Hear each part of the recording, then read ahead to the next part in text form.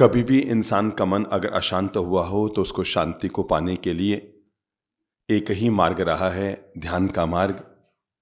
आप लोग जब जब भी तीर्थंकर की प्रतिमाओं का दर्शन करते होंगे, चाहे वे खड़ी प्रतिमाएं हों या बैठी प्रतिमाएं हों, चाहे वे आज की बनी हुई प्रतिमाएं हों या हजारों साल पहले बनी हुई प्रतिमाएं हों, पर आपने एक चीज़ तो ज़रूर देखी होगी और वो उनकी सबसे बड़ी खासियत होती है। दोनों ही मुद्राओं में, खड़ी और बैठी, दोनों ही मुद्राओं में प्रतिमाएं सब ध्यान मुद्रा में होती है। तीर्थंकर की पूजा करनी है तो माला जपो, तीर्थंकर की पूजा करनी है तो चंदन घिसो, तीर्थंकर की पूजा करनी है तो गुलाब के फूल चढ़ाओ, तीर्थंकर की पूजा करनी है तो फल मिठाई नैवेद्य ये सब काम करो। तीर्थंकर की पूजा करनी है तो यही रास्ता है। पर हाँ, तीर्थंकर की पूजा करने का रास्ता यह है, पर तीर्थंकर बनना हो तो दूसरे रास्ते पे बढ़ना पड़ेगा। तीर्थंकर की पूजा करने के उपाय यही है कि हम पूजा, प्रार्थना, आराधना, चंदन, धूप, दीप, केशर ये सब करते रहें। पर तीर्थंकर अगर बनना है, महावीर ने तीर्थंकर बने, उन्होंने इसके लिए ये सब नहीं किया। ये तीर्थंकर की पूजा करने के कारण है। पर तीर्थंकर बनना हो तो उसके मात्र एक ही साधन है, उसके लिए एक ही उपाय है, उसके लिए एक ही रास्ता है। मैंने कहा एक ही, एकमेव। वो कभी कभी किसी धारावाहिक में आता ना, मैं इस सोसाइटी का एकमेव सेक्रेटरी हूं, तो मैं भी आपको बता दूं मैं एकमेव रास्ता है, और वो क्या है? ध्यान है। क्योंकि हमने जिंदगी में किसी भी तीर्थंकर की प्रतिमा को आज तक यूं की मुद्रा में नहीं देखा है। अगर किसी ने देखा हो तो हाथ खड़ा कर दो। मैंने महावीर भगवान, शांतिनाथ भगवान या पार्श्वनाथ भगवान, किसी की भी प्रतिमा को मैंने चलते हुए, चक्र चलाते हुए, यूं करते हुए नहीं। उनको पता है अगर तुम्हें मुक्त होना है, अगर तुम्हें परिनिर्वाण के अंतिम स्तर का स्पर्श करना है, अगर तुम्हें अनंत आकाश की ऊंचाइयों को छूना है, अगर तुम्हें मन की शांति का मालिक बनना है, अगर अपने भीतर की आध्यात्मिक शक्तियों का तुम्हें जागरण करना है, तो एकमेव मार्ग है। कल भी था, आज भी है। वो क्या ना, 100 साल पहले, बिल्कुल 100 साल पहले नहीं, जब से मानव जाति धरती पे आई तब से लेके अब तक, और अब से लेके कब तक पता नहीं, एकमेव मार्ग रहेगा, ध्यान। अगर आप खुद की पीठ थपथपा सके तो जरूर थपथपाइए, क्योंकि जो ध्यान का मार्ग कभी पाने के लिए महावीर को राजमहल छोड़ने पड़े, अपनी खूबसूरत पत्नी का त्याग करना पड़ा, अपने पिता जैसे प्यारे भाई को छोड़ना पड़ा, अपने वैभव को छोड़ छाड़ के बाहर निकलना पड़ा, इन सबको बिना छोड़े छाड़े जिस मार्ग से महावीर ने मुक्ति को पाया था, वो मार्ग आपको मिला है। जिस मार्ग को पाने के लिए लोग कभी हिमालय की गुफाओं में जाकर बैठे थे, कभी जंगलों की खाक छना करते थे, अरे कभी नदियों के किनारे जाकर जंगलों में वर्षों वर्ष जिन्होंने साधना की, अरे कभी कभी पेड़ के नीचे और अपने ही हाथ का तकिया बनाकर लेटा करते थे। न सर्दी न गर्मी न और कोई, जंगल में जोगी रहता है, कभी हंसता है कभी रोता है, दिल उसका कहीं न फंसता है, तन मन में चैन बरसता है, जंगल में जोगी रहता है। खुश फिरता नंग मलंगा है, नैनों में बहती गंगा है, जो आ जाए सो चंगा है, मुख रंग भरा मन रंगा है, जंगल में जोगी रहता है।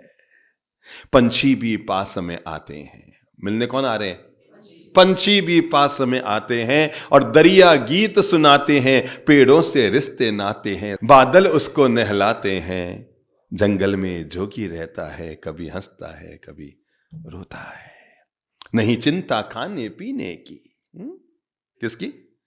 नहीं चिंता खाने पीने की, नहीं परवाह जीने मरने की, न हवा रुमाल पसीने की, जंगल में जोगी रहता है, कभी हंसता है कभी रोता है। ये जो अलमस्त फकीरी आदमी की जिंदगी में आती है ना, ये उसे साधना देती है। हम कह तो देते हैं कि व्यक्ति को समभाव में रहना चाहिए। जितना सरल है आसन बिछाकर सामायिक करना, उतना ही कठिन है विपरीत वातावरण में समता रखना। अगर सामायिक करनी हो तो आसन बिछाना पड़ेगा, पर समता के भाव भीतर लाने हो तो ध्यान करना पड़ेगा। अगर हमें बाह्य धर्म को करना है तो यज्ञ, हवन, पूजा, सामग्री सब कुछ करना पड़ेगा, पर हमें अगर भीतर का यज्ञ करना है, भीतर की अग्नि जलाकर भीतर के कामनाओं को, वासनाओं को, तृष्णाओं को, इच्छाओं को, लालसाओं को, ऐशाओं को अगर खत्म करना है, तो उसका एकमेव मार्ग होगा ध्यान। हम लोग किस्मत वाले हैं कि जिस मार्ग को पाने के लिए कभी महान महान आराधकों को, महान महान संतों को, महान महान साधकों को, जिसमें श्री चंद्र प्रभु जी महाराज भी शामिल है, हिमालय तक की यात्राएं करनी पड़ी थी, कंदराओं में जाकर रहना पड़ा था, हम्पी जैसी गुफाओं में जाकर रहना पड़ा था। मैं आपको बता दूं, किस्मत वाले अपन लोग हैं। ये समझो कि मक्खन पाने के लिए मेहनत तो उन्होंने की, आपको तो सीधा घी और मक्खन ही थाली में आया है, मेहनत तो किसी और ने की। ये जो अपन साधना का मार्ग पा रहे ना, सीधा सरल मार्ग, बैठे बैठे, सर्दी है तो रूम बंद है, गर्मी है तो क्या लगा हुआ है, एसी है, और रूम में मैं बड़ी, एक बार कल्पना करो भगवान श्री महावीर के जीवन के बारे में, जिनके पहनने के लिए उनके पास लंगोट तक न थी। ऐसा तो है नहीं कि जनवरी का महीना और सर्दी का महीना केवल अभी ही आ रहा है, 2500 साल पहले भी है। आपको पता है उससे ज्यादा सर्दी थी।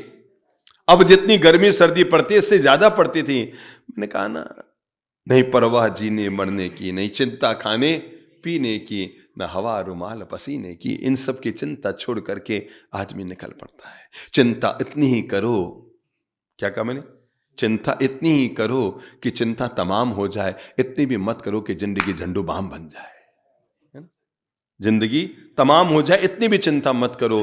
पर ये जो फकीरी में लोगों ने पाया है, सचमुच हमें तो वो कहना कि जैसे कि आपकी गृहिणी ने, आपकी धर्म पत्नी ने आटा भिगोया, सब्जी सुधारी, दाल बनाई, दाल घोटी, दही का वो बनाया, क्या है, दही का वो मट्ठा बनाया, और आपके लिए पनीर, दूध को फाड़ के पनीर की सब्जी बनाई। आप तो यूं समझें कि 2.5 घंटे किचन में वो जली और आपके थाली में तो सीधा खाना आया। हू बहू आप ये समझिए, जो साधना का मार्ग है आपकी थाली में ऐसे ही आया है। ध्यान के 2 चरण होते हैं, एक शुभ चरण होता है, एक अशुभ चरण होता है। पहले हम समझ लें, ऐसा नहीं है कि ध्यान करने मात्र से व्यक्ति मुक्ति को प्राप्त कर लेगा। ध्यान के लिए पहले जरूरी है व्यक्ति अशुभ से शुभ में आए और शुभ से शुद्ध में आए। शब्दों को पकड़िएगा, पहले हम अशुभ से शुभ में आए हैं, पर शुभ में आने के बाद व्यक्ति को शुद्ध होना पड़ता है, क्योंकि अशुभ से जो शुभ आई है वो धारा कभी भी अशुभ में वापस बदल सकती है। पर जब एक बार जब शुद्ध हो गए, फिर न शुभ रहता है न अशुभ रहता है। साधना के पथ पर फिर से कदम बढ़ाइए, अपने को पहले बिल्कुल खाली बनाइए।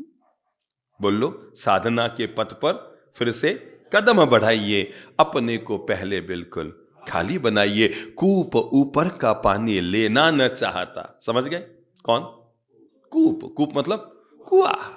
कूप ऊपर का पानी लेना न चाहता, भीतर के झरनों से खुद ही भर जाता।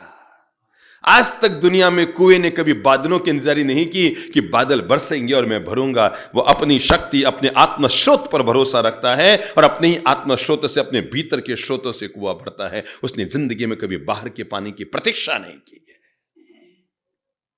बाहर के पानी की जो प्रतीक्षा करते हैं वो तालाब होते हैं, वो डबरे होते हैं, वो झीलें होती है। कुआं कभी बाहर के पानी की इंतजारी नहीं करता। कूप और साधक एक बराबर होता है, जो भीतर के झरनों से खुद को भरना जानता है। उसे बाहर की शक्ति, बाहर की व्यवस्थाओं की प्रतीक्षा नहीं रहती। कूप ऊपर का पानी लेना न चाहता, अंतर के झरनों से वो खुद भर जाता। समझ गए? किसके झरनों से? अंतर के झरनों से वो खुद भर जाता। कितने भरे हैं अंदर कुछ ना समाता। समझ में आई? इतने भरे हुए हैं हम लोग, इतने भरे हुए हैं अंदर से। जो मैं बातें कह रहा हूं वो तो सुबह से शाम तक में खत्म हो जाएगी, पर गजब की बात देखो, मतलब आदमी गजब का है। महापुरुष अगर आध्यात्म की चेतना व्यक्ति को प्रदान करते हैं, आज सुने तो दोपहर तक भूल जाता है, उसे कागज पे लिखकर लिखना पड़ता है। पर देरानी ने एक बार कड़वी बात बोली थी, कब कागज पे लिखी थी? आज 20 साल बाद भी दिमाग में लिखी हुई है हमारे। ये हमारे संस्कारों की धारा चलती है। बाकी तो बात सुबह सुनोगे, आधी बात अभी जो आप सुन रहे हैं ना, पूज्य श्री चंद्र प्रभु जी, डॉक्टर शांति प्रिय जी, योगा जी, जो भी आपको कुछ अच्छी बातें सिखा रहे होंगे, कहीं लिख रहे हैं भाई भूल नहीं जाए, लिख नहीं जाए, वो नहीं जाए। मुझे समझ में नहीं आता यार, ये आपने जो गांठें बांध रखी है, लिखी कहां थी, कहां लिखा पड़ी की थी? नहीं, मैं उसके घर नहीं जाऊंगा। मैं आपको पता है, दुनिया में आदमी अपनों को नहीं कहता कि मैं तुझे नहीं छोड़ूंगा, पर दुश्मन को जरूर कहता है मैं साले को नहीं छोड़ूंगा, इसको नहीं छोड़ूंगा मैं। किसको? किसको? इसको नहीं छोड़ूंगा। कूप ऊपर का पानी लेना न चाहता, भीतर के झरनों से वो खुद भर जाता। कितने भरे हैं अंदर कुछ न समाता, अद्भुत कुछ घटने वाला घटने न पाता। इतना भरे हुए हैं, पहले से ही हमने अपने पात्र को इतना जहर से भर रखा है। अरे कोई महापुरुष आए और हमारे पात्र में अमृत डाले तो पहले से जहर से भरा हुआ है, तो अमृत कहां जाएगा? बाहर छलक जाएगा। अमृत को पाने के लिए पहले अपने पात्र को खाली करना पड़ेगा। कितने भरे हैं अंदर कुछ ना समाता, अद्भुत कुछ घटने वाला घटने न पाता। व्यर्थ के विकल्पों में, किसमें? व्यर्थ के विकल्पों में गोते न खाइए, अपने को पहले बिल्कुल खाली बनाइए। शक्कर भरी हो चाहे धूल भरी हो, बोलो, शक्कर भरी हो चाहे धूल भरी हो, अरे सोने की सांकल हो या लोहा जड़ी हो।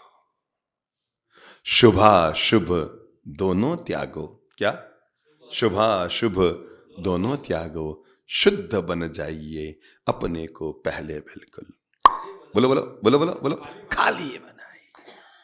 और अगर खाली बनाना है तो पहले हमें यह समझना पड़ेगा हमारे भीतर ध्यान की, ऐसा नहीं है कि जो हम यहां बैठकर ध्यान करें वो ध्यान है। हमारे भीतर एक और ध्यान की धारा बहती है, उसका नाम है अशुभ ध्यान। ध्यान दो धारा में बहता है, एक शुभ ध्यान होता है, एक अशुभ ध्यान होता है। समझ लीजिए, बगुला आपसे ज्यादा एकाग्र होता है, मालूम है आपको?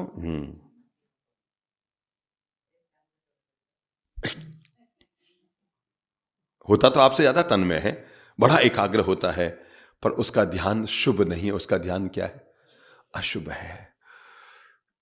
कोई सुंदर लड़की मिल गई थी, ओहो, आंख बंद करके उसके चेहरे का भीतर भीतर निहार रहे हैं, कितना ध्यान से उसको याद कर रहे हैं। ध्यान तो एकाग्र हो रहा है, पर अशुभ ध्यान है। जब तक व्यक्ति की ध्यान की वृत्ति अशुभ ध्यान से जुड़ी रहेगी, तब तक व्यक्ति को मुक्ति नहीं होगी। इसलिए ध्यान के लिए पहले जरूरी है हमारे भीतर शुभ ध्यान जरूर हो। अशुभ ध्यान दो तरह के होते हैं, एक होता है आर्त ध्यान, एक होता है रौद्र ध्यान। शब्द समझिएगा, पहला क्या है?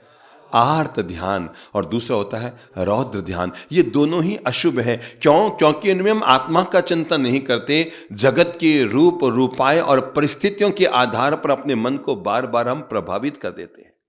अरे हमारे चित्त की स्थिति बड़ी गजब की है। एक छोटा सा निमित्त हमारे मन की शांति को हिलाने के लिए काफी है।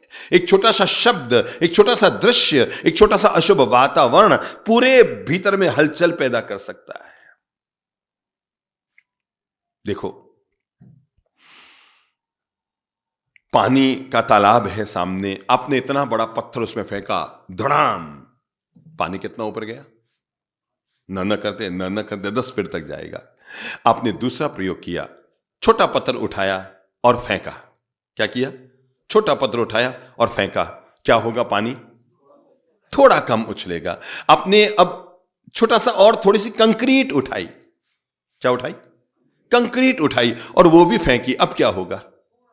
थोड़ा सा होगा। अब आपने ठीकरी समझ गए ना? ठीकरी यूं उछाली, अब क्या होगा? और कम होगा। उठाओ अंगुली में मिट्टी, चिपटी भरो, यूं यूं यूं यूं डाल रहे हो, कुछ आया उछाल, बस। ये धीरे धीरे व्यक्ति की वृत्ति का शुद्धिकरण हो रहा है।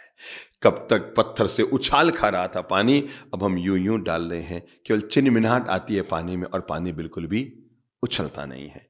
हमें हमारी ध्यान की जो अशुभ वृत्तियां हैं, किसी ने हमें गलत शब्द कहा, हमारे दिमाग में है। हमें किसी का गलत करना है, हमारे दिमाग में है। मुझे इसका ये करना है, मैं उसको वहां जाऊंगा तो ये कहूंगा, अभी तो मेरे मौन है, मौन खुलने तो फिर मैं उसको बताता हूँ इसका क्या जवाब है। अभी तो मैं ध्यान में बैठा हूँ, कुछ जवाब नहीं, मैं घर जाऊंगा तो मैं इसका बिल्कुल अभी तो मैंने कोई जवाब नहीं करूंगा। ये रौद्र ध्यान, ये आर्द्र ध्यान व्यक्ति के भीतर पलता रहता है।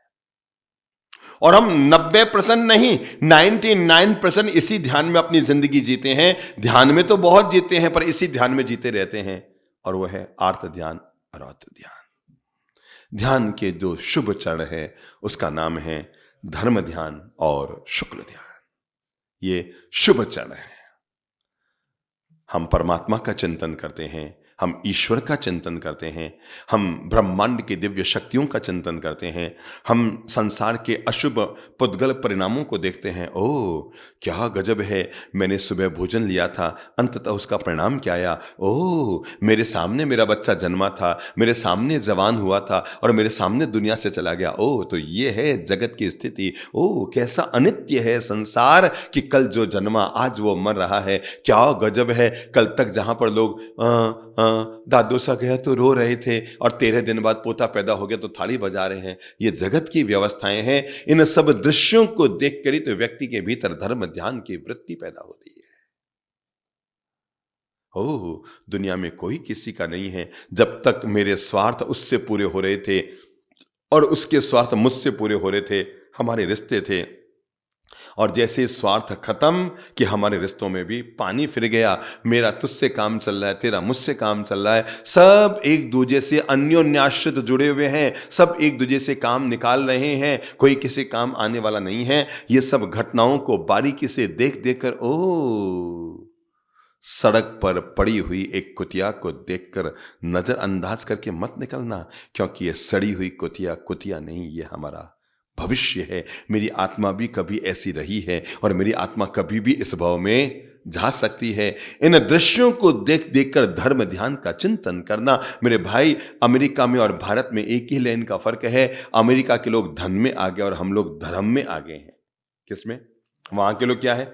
धन में आगे। 100% हमसे बहुत आगे हैं। अभी भी 25 साल भी हम उनके बराबरी नहीं कर पाएंगे। कितनी? 25 साल भी हम बराबरी नहीं कर पाएंगे। पर एक बात आपको बता दूं, वे लोग धन में आगे हैं। एक बार अपना हाथ करो, यूं लाओ, पीठ थपथपाओ, है जोर से आवाज करके। अमेरिका वालों, तुम धन में आगे हो। हमें गौरव है कि हम धर्म में आगे हैं। क्यों गौरव है? क्योंकि तुम जो कमा रहे हो वो यहीं रह जाएगा और हम जो कमा रहे हैं वो हमारे साथ जाएगा। यह फर्क का भेद जिसे हो गया, वो व्यक्ति कभी भी धर्म ध्यान से बाहर नहीं निकलता। इसलिए हमें आर्त ध्यान और रौद्र ध्यान, इनसे तो बाहर निकलना चाहिए। अशुभ ध्यान से मुक्त होना चाहिए। शुभ ध्यान में प्रवेश करने के लिए पहला ध्यान का चरण है कि हमें धर्म ध्यान करना चाहिए। आर्त ध्यान का मतलब होता है शोक करना और रौद्र ध्यान का मतलब होता है उग्रता। कषाय की अधिकतम स्थिति जब व्यक्ति के भीतर होती है तब उसके रौद्र ध्यान आता है और शोक का वातावरण बार बार बनता है। जैसे आपने देखा होगा, किसी बहन के संयोगवश पति का स्वर्गवास हो गया, 2 साल बाद भी उससे मिलेंगे, झरझर रोने लग जाएगी। 5 साल बाद भी मिलेंगे, झरझर रोने लग जाएगी। किसी बेटे का स्वर्गवास हो गया तो बाप जी मारे वो हीरो थो, बाप जी मारे वो हीरो थो। हमारी स्थिति क्या है? जो 5 बचे हैं वो सब तो बांटे हो गए, जो चला गया वो हमारे लिए क्या है? दुनिया में 3 ही लोग अच्छे होते हैं, या तो जो पैदा नहीं हुआ है। दुनिया में सबसे अच्छा आदमी तो वो है जिसको हम जानते नहीं है। आपको पता है, परिचित परिवार की लड़की हो तो हम रिश्ता करते समय 1000 बार सोचेंगे, जबकि वो परिचित है। और अपरिचित नहीं, वो ठीक है। अरे इसका तो मैं जानता हूं, मैं तो इसको बचपन से जानता हूं। अरे बचपन से जानते हो, तुझे पता ही नहीं है कि 20 कमियां हैं, 80 विशेषताएं हैं। और जिसको तुम आज जानना शुरू कर रहे हो ना, उसमें 80 कमियां 20 विशेषताएं पर आदमी धोखा खा ही लेता है। तो दुनिया में सबसे अच्छा आदमी तो वो है जिसको हम जानते नहीं। वो दुनिया में सबसे अच्छा आदमी है। दुनिया में दूसरा सबसे अच्छा आदमी है जो पैदा नहीं हुआ है। और दुनिया में तीसरा सबसे अच्छा आदमी है जो दुनिया से चला गया। इसके अलावा हमें कोई अच्छा लग ही नहीं सकता है। भगवान अगर आपको साक्षात अप्सरा भी उतार कर धरती पर दे दे, साक्षात इंद्राणी उतार पे धरती पे दे दे, दुनिया की सबसे ब्रह्मांड सुंदरी आपकी जिंदगी में लाके दे दे, तब भी आप संतुष्ट होने वाले नहीं हैं। आपको लगेगा नहीं नहीं नहीं, इसमें तो थोड़ा सा ये नहीं, वो थोड़ी वो नहीं, वो। क्यों नहीं समझ पाते हम अपने मन की संतुष्टि के लिए कि भगवान ने जो हमें दिया है ना, हमारे भाग्य से ज्यादा दिया है। वे लोग अपनी जिंदगी में, बेहताश जिंदगी में, केवल माया के मकड़ जाल में, केवल बेवजह की तृष्णाओं में उलझे रह जाते हैं, जो प्राप्त का आनंद लेना नहीं जानते हैं। दुनिया में सबसे बड़ा सुखी वही है जिसने प्राप्त का आनंद लिया है, और दुनिया में सबसे बड़ा दुखी वही है जो प्राप्त को पर्याप्त मानने की बजाय अपर्याप्त में अपनी दौड़ लगा रहा, वो दुनिया का सबसे दुखी आदमी है। हमारी आदत है प्राप्त का आनंद लेना नहीं जानते, अब प्राप्त का रोना रोते रहते हैं, इसलिए जिंदगी कभी खुशी और आनंद से नहीं भर सकती। संबोधि साधना हमें सिखावन देती है, अप्राप्त की मृग तृष्णा में उलझने की बजाय, बोल लो, अप्राप्त की मृग तृष्णा में अपने मन को उलझाने की बजाय जो प्राप्त है उसका आनंद लेना सीख लो, तो आप दुनिया के सबसे सुखी आदमी बन जाओगे। क्यों? क्योंकि जो प्राप्त है वही पर्याप्त है। हम सबको भगवान ने हमारे भाग्य से ज्यादा दिया है, इसलिए जब जब चिंतन करना होना, शुभ ध्यान करना। क्या करना? और शुभ ध्यान का पहला चरण है धर्म ध्यान। जैसे समझो आप सड़क पर चल रहे हैं और सामने एक सुंदर लड़की आई, तो थोड़ा सा मन में क्या होता है? महिलाओं को तो पता है, पुरुष बोल नहीं पा रहे हैं, है ना, कि इनके मन में क्या होता है। मैं कहूंगा धर्म ध्यान से जुड़ा हुआ व्यक्ति महिला को देखेगा भी और आपसे ज्यादा ध्यान से देखेगा, पर मन में आएगा, ओह ऐसा लगता है जैसे साक्षात मां भगवती सीता सड़क पर चल रही है। मंदिर में जाकर सीता की मूर्ति में सीता देखना सामान्य बात है, पर सड़क पर चलती हुई सुंदर महिला को देखकर मन में सीता के भाव पैदा करना, इसका नाम है धर्म ध्यान। यह धर्म ध्यान का परिणाम है कि सड़क पर कोई सुंदर महिला चल रही है, उसको देखकर ओ ऐसा लगता है मेरी मां भी इतनी ही सुंदर होती। वो है ना छत्रपति शिवाजी का, कि जब ये धर्म ध्यान का परिणाम है, जिसका शुभ चिंतन चलता है, जिसके शुभ मनोविचार होते हैं, जिसके शुभ चिंतन शुभ सोच होती है, जिसकी अच्छी मानसिकता होती है, वो हमेशा कैसा निर्णय करता है कि जब छत्रपति शिवाजी के दरबार में खूबसूरत, ब्रह्मांड की सबसे खूबसूरत महिला को लाया गया और सैनिकों ने कहा, महाराज छत्रपति, हम ये युद्ध में इसको जीत कर लाए हैं और हम इसको आपके लिए दुनिया का सबसे बेशकीमती तोहफा लेकर आए हैं, क्योंकि धरती के इतिहास में ऐसा सौंदर्य इससे पहले कभी पैदा ही नहीं हुआ। पर्दे में थी वो महिला, मुस्लिम परिवार की थी वो महिला, क्योंकि उनको मुस्लिम राजा सम्राटों को जीत कर उस महिला को लेकर आए थे उठा करके, और उन्हें पता था कि छत्रपति शिवाजी के लिए इससे बेहतर कोई तोहफा नहीं हो सकता। वो महिला भीतर भीतर कांप रही थी, उसे पता था कि आज मैं हिंदुओं की सभा में आए हूं और मेरा क्या हाल किया जाएगा, अरे कहीं मुझे नोच नोच कर पूरा ना कर दिया जाए। छत्रपति शिवाजी खड़े हुए, वो जो पिंजरे में डालकर लाई हुई लड़की महिला थी वहां गए, सैनिकों ने जैसे ही उसका पर्दा उठाया और उनके मुंह से निकल पड़ा, वाह! क्या निकल पड़ा? वाह! सोच नहीं सकती है सुनते हुए महिला भीतर से कितनी कांपी होगी कि अब इस भरी सभा में मेरे साथ क्या किया जाएगा। पर मैंने कहा ना, ये भारत धन में नहीं धर्म में आगे है, और धर्म में आगे का परिणाम ये निकल कर आया। वो धर्म ध्यान का चिंतन करने वाले छत्रपति शिवाजी ने भारत के गौरव को बढ़ाते हुए कहा, काश मैं इसी महिला का बेटा होता तो इतना ही सुंदर होता। अगर तुम मेरी मां होती, मैं भी तेरे जितना ही सुंदर होता। मैं ये पूछना चाहता हूं, ये शब्द किसके मुंह से आएंगे?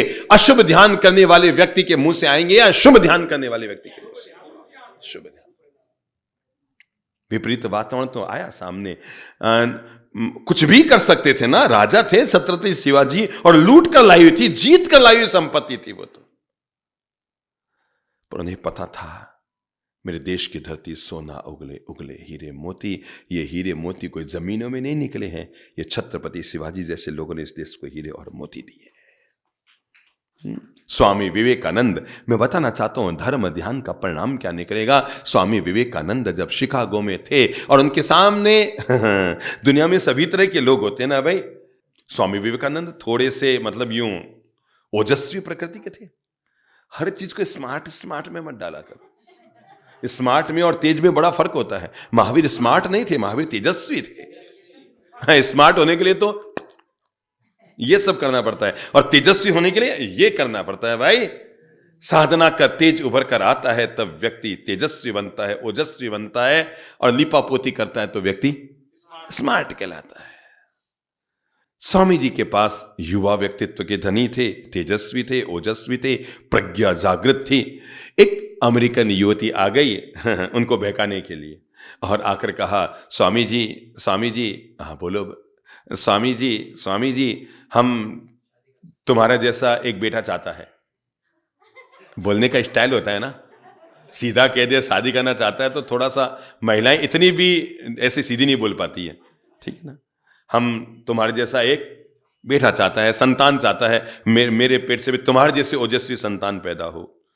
स्वामी जी समझ गए, नहीं नहीं नहीं, हमको तुम जैसा बेटा चाहिए, तुम्हारा जैसा बेटा हम मांगता है। वो समझ गए कि इसकी मनसा क्या है।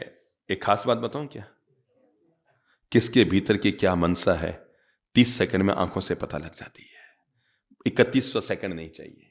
अगर मेरे मन में गलत भाव है आपके प्रति, आप 31 सेकंड में समझ जाएंगे कि महाराज के मन में खोट आ गई है।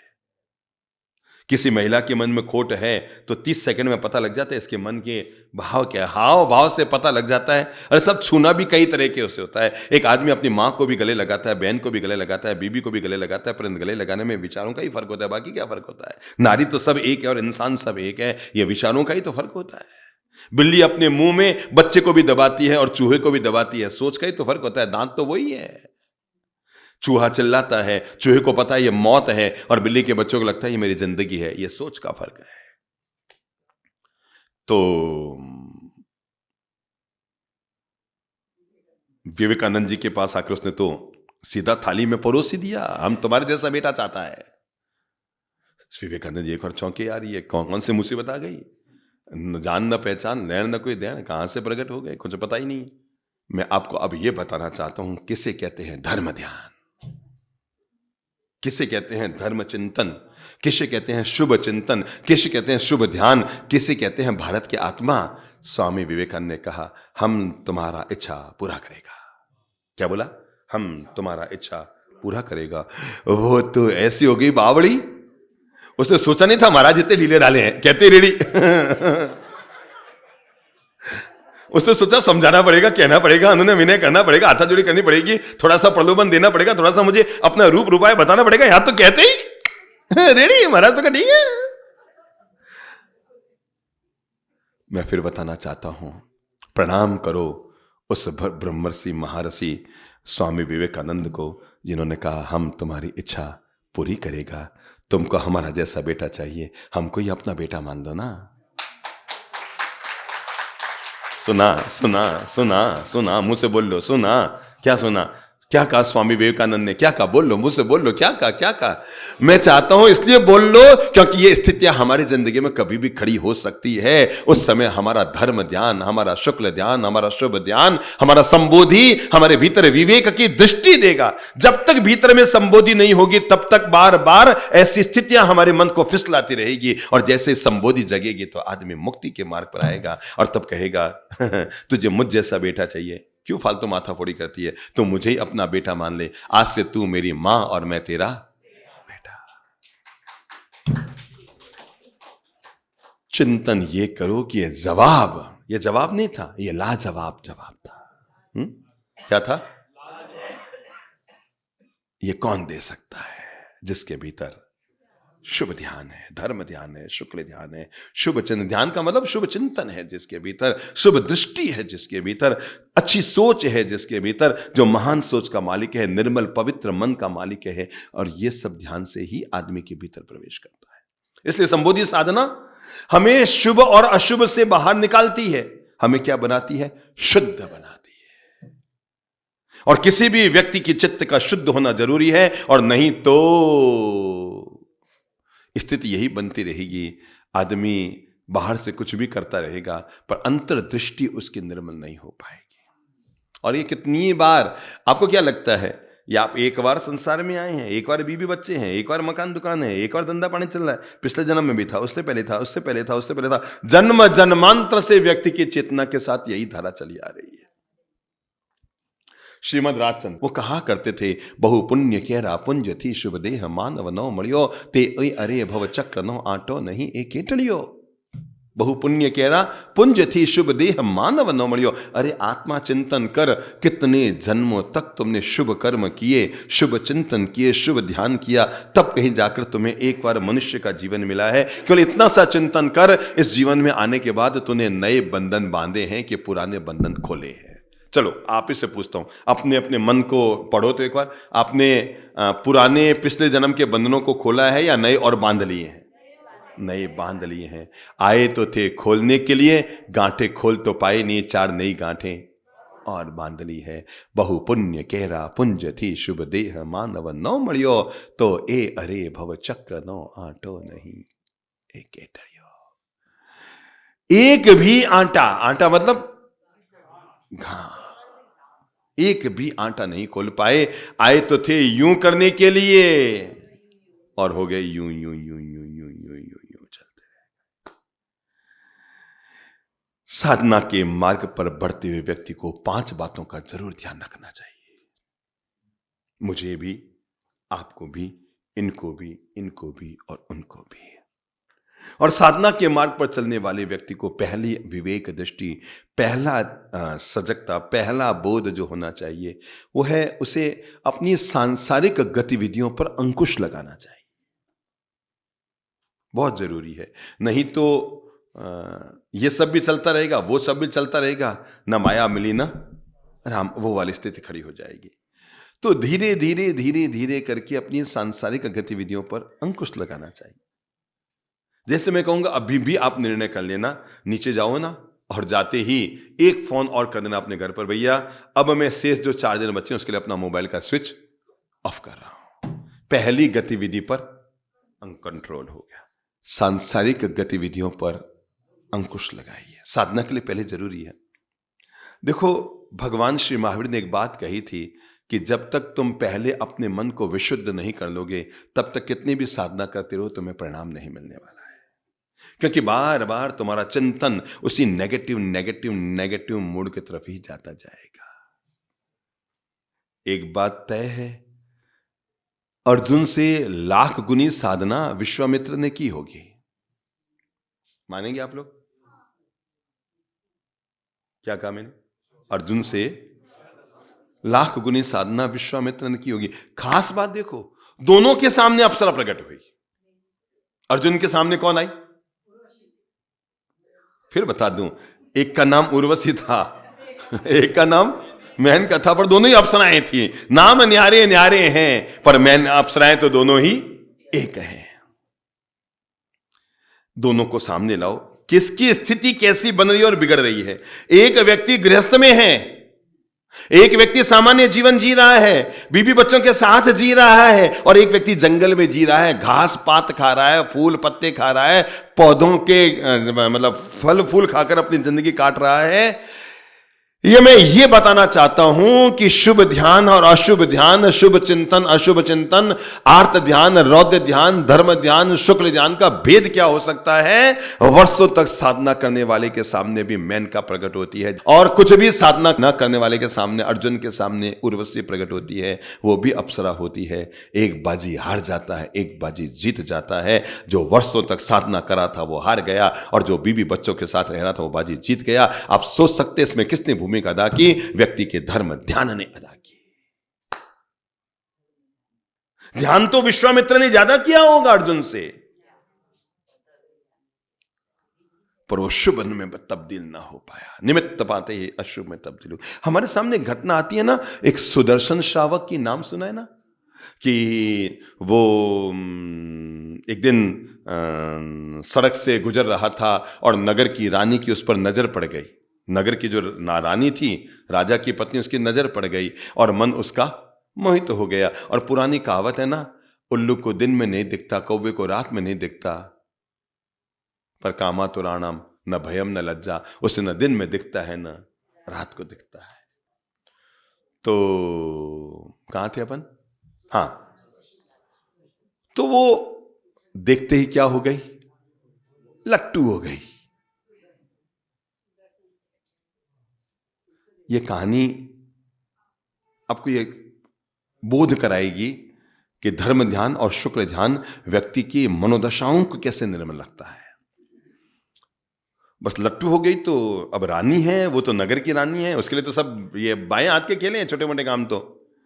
और उसने अपनी दासियों को कहा पता करो ये कौन है, ये जो लड़का गया अभी इतना सुंदर मैंने जिंदगी में नहीं कहा, मेरा पति राजा तो इसके सामने पानी भरता है, अरे ये तो साक्षात इंद्र का भी बाप लगता है सौंदर्य में। दासियों ने आके बताया कि ये नगर के सेठ का बेटा है, सुदर्शन सेठ है, और इसकी पत्नी है, एक बच्चा है, और ये बड़ा शुद्ध निर्मल श्रावक है। अरे उसने कहा काहे का निर्मल निर्मल, मैं सब अरे अभी पता ही नहीं है कि जब स्त्री उतरती है, जब जब वो अपना अपना जब स्वरूप दिखाती है तो बड़े बड़े पुरुषों को भी धड़ाम कर देती है। और यही हुआ। अब वो कामातुर हुई स्त्री, वो रानी एक बार 7 दिन के लिए 5 दिन के लिए राजा बाहर गया हुआ था, और दासियों ने रानी के करीब बनने के लिए, कुछ लोग करीब बनने के लिए गलत रास्ता भी दिखा देते हैं, जैसे धवल सेठ के साथ है, श्रीपाल और धवल सेठ में। तो वो दासियों ने रानी को आके बताया महाराज बाहर हैं, और वो जो युवक है ना आज घर में नहीं है, का मतलब वो आज थानक में उपाश्रय में पौषध सामायिक है, 24 घंटे की सामायिक लेकर बैठा, आज तो आप कुछ भी कर सकते हैं, वो मौन और है उसके। तो रानी ने कहा फिर चलो करो करामात दिखाओ।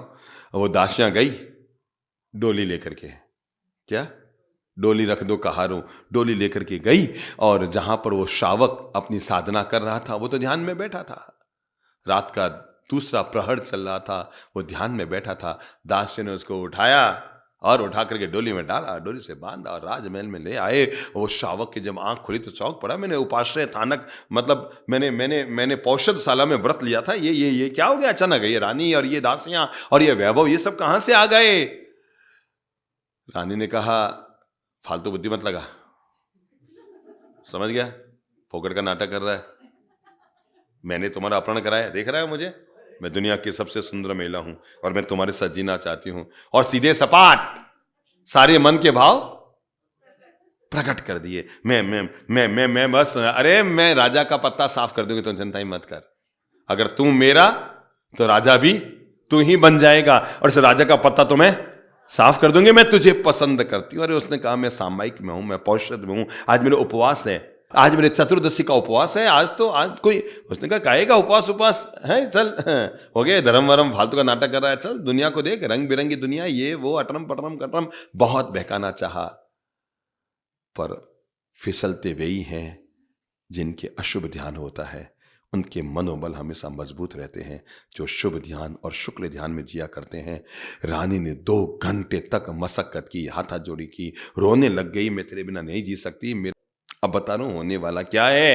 रानी ने पहले तो यूं यूं यूं यूं किया, फिर देखा छुरा मानने वाला नहीं है, उसे लगा अब अगर मैंने इसको यहीं छोड़ दिया तो कल मैं शहर में बदनाम हो जाऊंगी, अब तो इसकी ये हालत करूंगी, ये हालत करूंगी। कहते हैं ना नारी संतुष्ट हो जाए तो दुनिया का वैभव दिखा देती है, और असंतुष्ट हो जाए तो जिंदगी को नरक भी बना देती है, और वही हुआ उसके साथ। और उसने ऐसा रौद्र रूप अपनाया, किसने, रानी ने, यूं फाड़े अपने, यूं फाड़े अपने, यूं फाड़े अपने, चिल्लाने लगी बचाओ बचाओ बचाओ, ये युवक मेरे साथ गलत काम करना, ये युवक मेरे साथ गलत, ये युवक कहते के साथ दासियां और पहरेदार सब के सब आवाज लगाते इकट्ठे हो गए। उस सील व्रतधारी, संयमधारी, सदाचारी, शुभ ध्यान में जीने वाले, संबोधि की साधना में जीने वाले उस श्रावक को गिरफ्तार कर लिया गया। पूरे शहर में उसकी बदनामी हो गई, पूरे शहर में उसके लिए नेगेटिव वातावरण बन गया। अरे ये आदमी ऐसा करेगा, ये आदमी, अरे सोच नहीं सकते सपने में, ये आदमी, ये आदमी ने ऐसा किया, और वो भी कोई मिली नहीं, रानी के पास पहुंच गया और क्या मिली नहीं इसको। राजा भी आ गया। नारी चरित्रम पुरुषस्य भागम, भगवान भी नहीं समझ सकता है। उसने जो रोना कूटना नाटक करना, राजा को प्रभावित और मोहित करना शुरू किया। इसने मेरे साथ गलत काम करना चाहा, ये तो मैंने जैसे तैसे अपने आप को बचाया, मैंने अपने आप को, मैं शील व्रतधारी महिला, मैं कभी ऐसा कर सकती हूं, मैंने अपने आप को बचाया। राजा ने क्या दिया होगा उसको, फांसी की सजा दे दी, कि जिसने राजमहल में राजमाता पर न गलत नजर डाली है, पूरे शहर में थू थू थू थू हो रही थी। उस शावक के लिए बड़ा नाटक करता था, चौत्रदशी का पौषध कर रहा हूं, उपवास कर रहा हूं, सामायिक करता हूं, और ये करता हूं और वो करता हूं, कर्म ऐसे।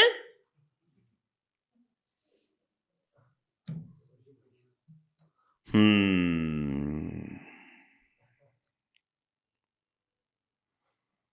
नाराज राजा ने कहा, केवल फांसी पे नहीं, इसका मुंह काला करो, इसको गधे पे बैठाओ। क्या कहा?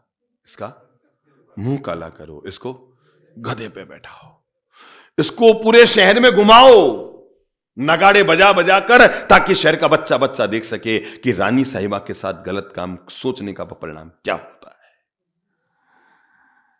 दो लोग थे जिन्हें पक्का भरोसा था अभी भी। नंबर एक, वो शावक खुद, जिसे पता था कि सत्य कभी हार नहीं सकता है, सत्य की रक्षा करने में सत्य स्वयं समर्थ है, उसे कभी सफाई की जरूरत नहीं पड़ती है।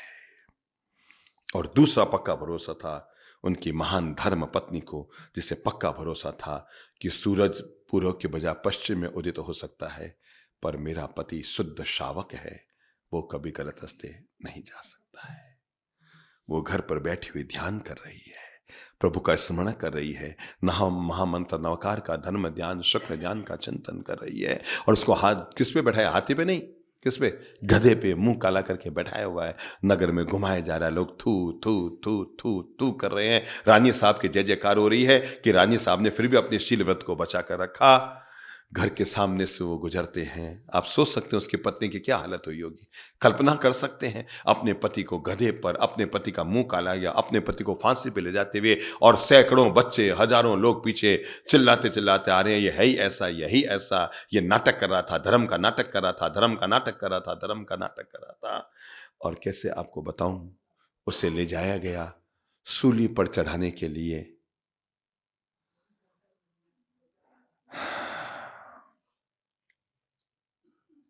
उसने वहां एक काम करना शुरू किया, धर्म ध्यान करना शुरू किया। क्या शुरू किया? शुक्ल ध्यान और धर्म ध्यान से अपने अंतर मन को जोड़ना शुरू किया। और परिणाम स्वरूप जैसे ही उसको सूली पर चढ़ाया गया, धरती के इतिहास में ऐसा पहली बार हुआ होगा, उस धर्म ध्यान में जीने वाले व्यक्ति सुदर्शन का नवकार मंत्र का जाप करते हुए सूली पर उसको चढ़ाया गया। सत्य पथ मत छोड़, मंजिल दूर है तो क्या हुआ, मत झुको, संकट अगर भरपूर है तो क्या हुआ। सत्य पथ मत छोड़, मंजिल दूर है तो क्या हुआ। जैसे ही सूली पर उस धर्म ध्यान, शुक्ल ध्यान में जीने वाले शावक को चढ़ाया गया, धरती पर पहली बार गजब का चमत्कार हुआ। सूली वहां से गायब हो गई और सोने का सिंहासन प्रकट हो गया, और ऊपर से फूलों की वृष्टि होने लग गई। ऊपर से देवताओं ने पुष्प की वृष्टि करनी शुरू की। आप सोच सकते हैं अब कौन घबरा रहा है? कौन कौन? रानी घबरा रही है कि अब मेरी मौत। राजा पूछेगा इससे कि क्या हुआ। अरे अचानक सोने का सिंहासन प्रकट हो गया, खूबसूरत वैभव सामने आ गया, और हजारों नर नारी सुदर्शन सेठ की जय हो, सुदर्शन सेठ की जय हो के नारे लग रहे हैं, हजारों लोग चिल्ला रहे हैं। रानी ने जैसे देखा कि अब मेरी मौत है, मैं पिछली गली से भगूं, रानी सिंहासन से उठी और पिछली गली से भागने लगी कि राजा ने कहा रानी को पकड़ के लाओ, कुछ न कुछ राज है। तब रानी से पूछा गया, अब तो सच सच बोल, नहीं तो ये तेरी फांसी अब तेरे लिए है, ये नहीं तो मेरी नाक पूरी दुनिया में कटेगी।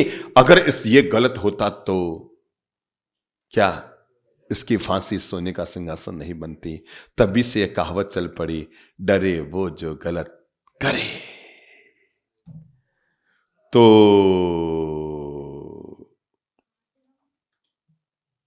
रानी को पकड़ लिया गया। 3-4 मिनट में राजा के सामने सारा राज खुल गया। दासियों को पकड़ लिया गया, दासियों को थोड़ा धमकाया गया, दासियों ने राज प्रकट कर दिया कि इस तरह हम शावक को पकड़ कर लाए, और यह तैयार नहीं था तो राजमाता यानी राज रानी ने अपने खुद ही कपड़े फाड़े वाड़े और इसको बदनाम करने के लिए यहां तक लाके खड़ा किया। राजा को इतनी तकलीफ हुई, इतनी तकलीफ हुई, उसने कहा नहीं, इसका सिंहासन बन गया तो क्या हुआ, सूली आज खाली नहीं जाएगी।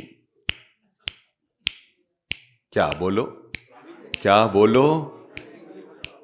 शुभ चिंतन, शुभ कर्म, शुभ वचन, शुभ ध्यान, संबोधि में जीने वाले व्यक्ति की सूली भी सिंहासन बन रही है। अशुभ चिंतन, अशुभ ध्यान, अशुभ सोच, अशुभ मन की दशाएं सिंहासन को भी सूली पर ले जा रही है।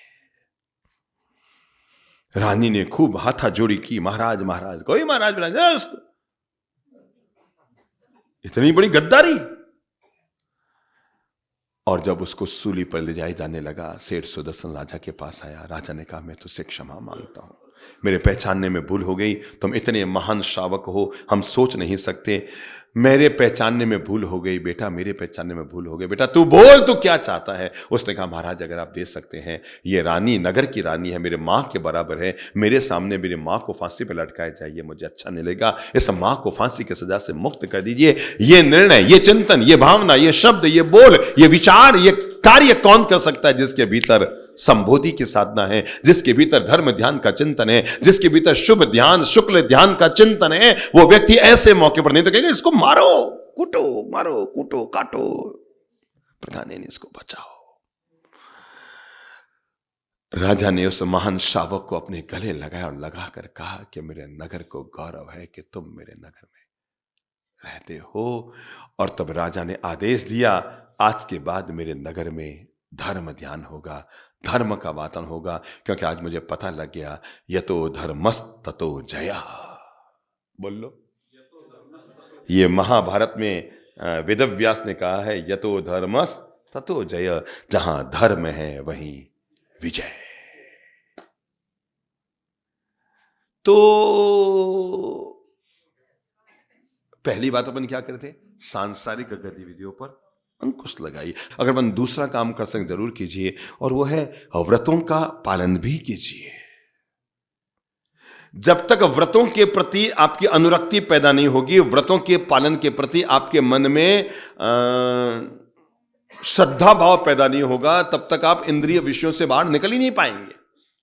जब तक शील व्रत के प्रति हमारे मन में अंतर श्रद्धा नहीं जगेगी, तब तक हम ईमानदारी से शील व्रत का पालन नहीं कर पाएंगे। तो कहते हैं व्रतों का पालन साधक के लिए जरूरी है, हर साधक के लिए जरूरी है। मैं हिंसा नहीं करूंगा, किसी का दिल नहीं दुखाऊंगा, कोई गलत काम नहीं करूंगा, कोई गलत कार्य में रुचि नहीं लूंगा। कौन क्या कर रहा है फूटे कर्म उसके, मैं पूरी दुनिया के लिए माथा फोड़ी नहीं करूंगा, मैं झूठ नहीं बोलूंगा, मैं चौर्य कर्म नहीं करूंगा, मैं शील व्रत का पालन करूंगा, मैं जरूरत से ज्यादा धन का संग्रह नहीं करूंगा, मैं अपरिग्रह जीवन का मालिक बनूंगा। क्यों? क्योंकि मुझे संबोधि में प्रवेश करना है, और संबोधि की पहली शर्त यही है, इंद्रियों पर अपना नियंत्रण। संबोधि की पहली शर्त है सांसारिक गतिविधियों पर अपना नियंत्रण, और संबोधि की दूसरी शर्त है व्रतों का जीवन में पालन। समझ रहे हैं मेरी बात को आप?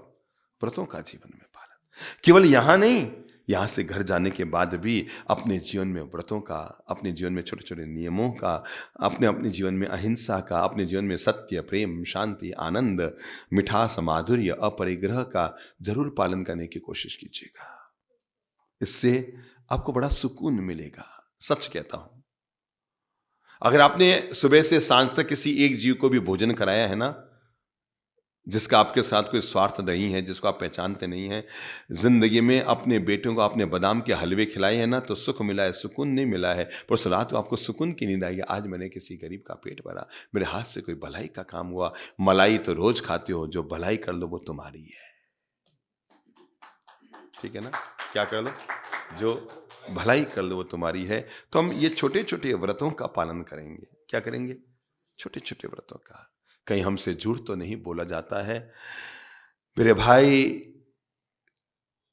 1 साल तक मंदिर में की गई पूजा और 1 साल तक किया गया ध्यान व्यर्थ में बह जाता है जब हम एक बार मिथ्या भाषण कर देते हैं। चाहे जितनी सामायिक कर लो, प्रतिक्रमण कर लो, आराधना कर लो, पूजा कर लो, पर वो कहावत है ना, मन ना रंगाए रंगाए जोगी कपड़ा, वो वाली स्थिति बन जाती है। अगर आप तीसरी बात का ध्यान रख सकते हैं तो जरूर रख लो, और वो है आसक्ति। शब्द पकड़ लो, आसक्ति, मूर्छा।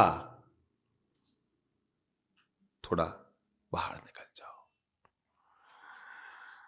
जो मूर्छित होता है वही संसार में फंसा रहता है, जो मूर्छा से बाहर निकल जाता है वो संसार से मुक्त हो जाता है।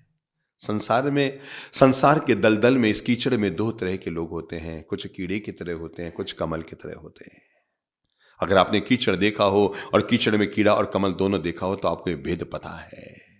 कीड़ा भी कीचड़ में है, कमल भी कीचड़ में है। एक लाइन का फर्क है, कीड़ा जैसे जैसे बड़ा होता है वैसे वैसे कीचड़ के अंदर जाता है, और कमल जैसे जैसे बड़ा होता है कीचड़ के बाहर आता है। यह निर्लिप्त स्थिति, इसी का नाम संबोधि साधना है।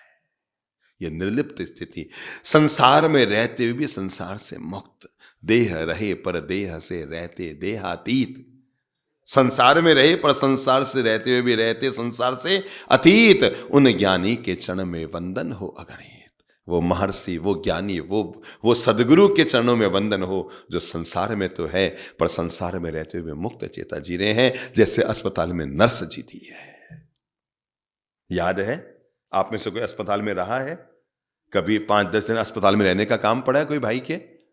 है, पड़ा है ना? और पड़ा है तो वहां पर नर्स आपका बहुत संभाल करती है, इंजेक्शन लगाना, समय पे दवाई देना, कितनी मुस्कुरा कर पेश आती है। वाओ, हाँ, अभी ब्लड चेक, अभी शुगर चेक, अभी बीपी चेक, अभी बुखार चेक, कितना आपका ध्यान रखती है। नर्स का काम जुड़ना नहीं है, नर्स का काम याद करना नहीं है, नर्स का काम मूर्छित होना नहीं है, नर्स का काम आसक्त होता नहीं है। नर्स का काम है जो आया है उसकी संभाल करना। आप आए तो आप, और आप गए तो जो आया वो है। उसके लिए रोगी को संभाल करना। आप कौन है इससे कोई फर्क नहीं पड़ता है, आप काले हैं कि गोरे हैं, नर्स काली है या गोरी है, ये तो आपके दिमाग में फर्क है, पर नर्स के दिमाग में कोई फर्क नहीं हो सकता। अगर फर्क आ गया तो वो नर्स नहीं हो सकती, क्योंकि नर्स जुड़ती नहीं है।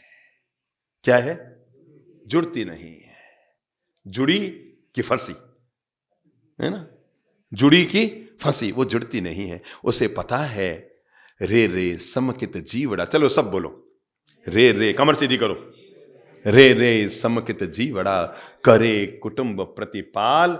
बोलो, करे कुटुंब प्रतिपाल, अंतर से न्यारो रहे, यानी भीतर से जुदा रहे। जो धाय खिलावे बाल, जैसे धाय माता बच्चे को खिलाती है, वक्त पड़ने पर अगर मां के दूध ना आए तो अपना दूध भी पिलाती है, पर उसको पता है ये बच्चा मेरा नहीं, मैं इसके साथ हूं, ये मेरे साथ है, पर न मैं इसकी हूं न ये मेरा है। जो व्यक्ति संसार में धाय माता की तरह जीता है वो अनासक्त योगी बन जाता है। और संबोधि पहला कहती है संसारिक गतिविधियों पर अंकुश, संबोधि दूसरा पाठ पढ़ाती है व्रतों का जीवन में आचरण, संबोधि तीसरा पाठ पढ़ाती है। बोलो बोलो, मुंह से बोलो। आसक्ति का त्याग, संबोधि हमें चौथा पाठ पढ़ाती है इंद्रियों पर संयम। इंद्रियों पर संयम, क्योंकि वक्त आते ही ये कब फिसल जाती है पता नहीं लगता है। बिना सोचे हम बोलने लग जाते हैं, जो मन में आए हम खाने लग जाते हैं, आंखों से हम गलत नजर डालने लग जाते हैं, कानों से हम कुछ से सुनने लग जाते हैं, मन से हम गलत चिंतन करने लग जाते हैं, पाँव से हम गलत दिशा में जाने लग जाते हैं, हमारे द्वारा अशुभ कर्म होते रहते हैं। और वो आता है ना कि भौरा नाक के कारण, किसके कारण? नाक के कारण। क्या हुआ? फंस जाता है। हाथी स्पर्श के कारण फंस जाता है। और वो है मछली, किसके कारण? कांटे के कारण मछली फंस जाती है। और उजाले आंखों के आकर्षण के कारण पतंगा फंस जाता है। एक एक इंद्रिय के कारण एक एक जीव अपना जीवन का नाश कर देते हैं। मनुष्य के तो पांचों इंद्रियां आसक्त है, सोचो उसका क्या होगा। न इसकी ऋतु है, न इसका समय है, न इसका कोई वो है, जब जो इच्छा हुई इंसान वो कर रहा है। मेरे भाई, इंद्रियों पर संयम जरूरी है। एक आदमी चल रहा है, उसके साथ 5 सैनिक है। दूसरा आदमी चल रहा है, उसके साथ 5 पुलिस वाले हैं। पहले वाले के साथ भी 5 पुलिस वाले हैं और दूसरे के साथ भी 5 पुलिस वाले हैं। समझ रहे हैं बात? पहले वाले के साथ भी 5 पुलिस वाले हैं, दूसरे के साथ भी 5 पुलिस वाले हैं। इनमें एक तो नेता है और एक चोर है। कैसे पता लगाए? बोलो बोलो बोलो। अगर पुलिस वाले किसी के अंडर में चल रहे हैं वह तो वो नेता है, और जो पुलिस वालों के अंडर में चल रहा है वो चोर है। अगर हमारी इंद्रियां हमारे अंडर में हैं तो हम इसके अभिभावक नेता हो गए, और हम इसके अधीन हो गए तो हम गुलाम हो गए। हमारे अधीन ये है तो हम राजा हैं, और हम इसके अधीन हैं तो ये हमारी राजा है, हम इसके गुलाम हैं। इतना सा फर्क तो समझना ही पड़ेगा। कि हम राजा हैं कि गुलाम हैं। अगर आप इंद्रियों के अधीन हैं तो आप क्या हो गए? गुलाम हो गए। जीभ ने चाहा, आंखों ने चाहा, मन चाहा हम करने लग गए, ये राजा हो गई और हम इसके गुलाम हो गए। नियंत्रण, कंट्रोल, क्या हुए? हम राजा हो गए। एक और शब्द ले लो, संबोधि साधना में कहती है, अगर तुम ये भी जीवन में जोड़ लेते हो तो तुम्हारा साधना का मार्ग तुम्हारे लिए बहुत निष्कंटक हो जाएगा। और वो अंतिम बात है, कषाय मुक्ति।